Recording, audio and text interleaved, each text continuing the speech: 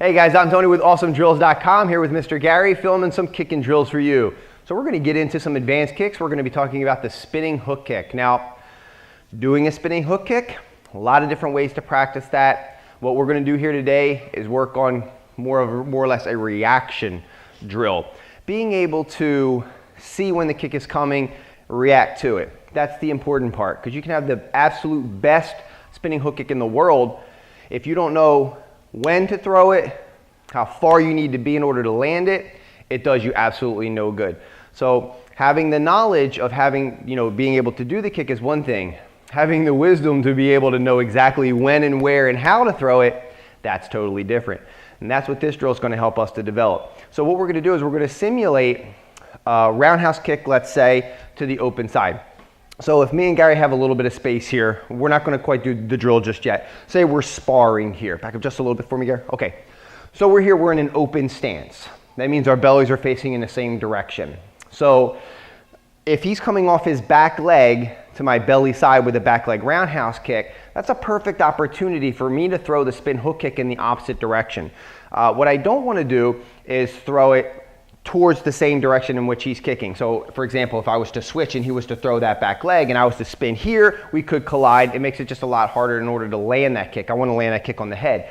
So when he throws that kick to the body here, I'm spinning the opposite direction, going over the shoulder and catching him. Now it does a couple of things. Number one, it opens that up for me a lot better than if I was to go in the same direction that he was kicking. Also, it breaks that distance barrier down. See, Gary knows at this point how far he needs to be in order to land that kick. Bang, right there. He's got attack in his mind. He's got offense on his mind.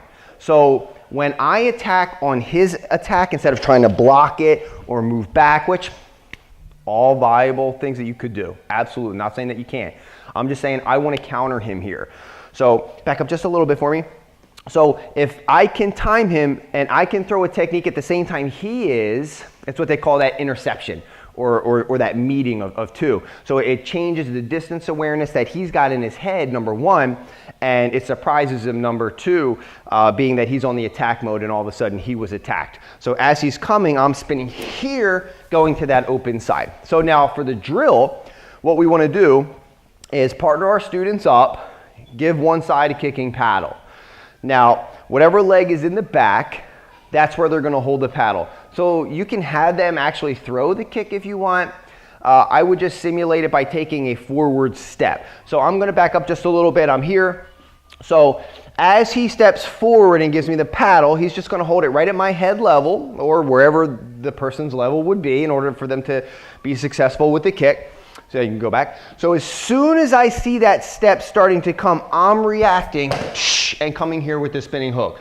So we'll do it in real speed a couple of times just so you can kind of see how the drill would work. So we're here. I'm watching him as he steps in. Then I'm throwing that kick. Now it's important too that the students are landing with balance. They're throwing the kick. It's accurate. They're hitting the target solid, and they're right back here and they're ready to throw another technique if they needed to, okay? So again, he's taking that step, simulating the kick. I see the step coming forward. I spin in the opposite direction as fast as I can, and I come across and hit the target, okay?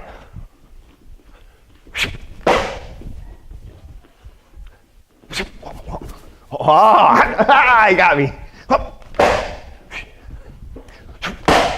Good. Now, when striking the target, you can have your students pull the toes back and hit with more of the heel. Switch sides with me.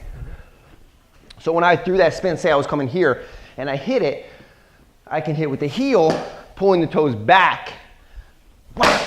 Or I could point the toes, getting maximum reach, hitting with the whole bottom of the foot. So I would have them work both styles, have them do maybe 5 and then switch, and of course, work the opposite leg as well. I'm Tony with Awesome Drills. Hope you enjoy it. We'll see you in the next one.